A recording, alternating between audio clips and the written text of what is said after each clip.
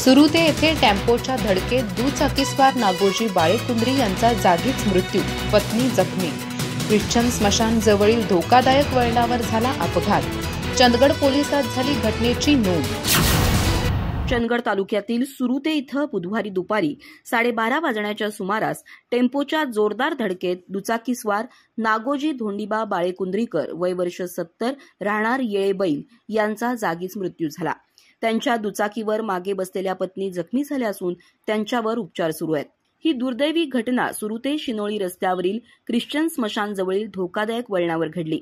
Ngozi बाळेकुंद्रीकर हे आपल्या पत्नीसह नातेवाईकांकडे जात असताना ढेकोळी येथून काजू घेऊन येणाऱ्या मालवाहतूक टेम्पोच्या मागील फाळक्याच्या अँगलला त्यांच्या दुचाकीची धडक बसली.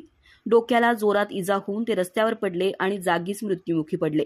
अपघाताची माहिती मिळताच चंदगड पोलीस घटनास्थळी दाखल झाले. मृतदेह शवविच्छेदनासाठी चंदगड ग्रामीण रुग्णालयात पाठवण्यात आला.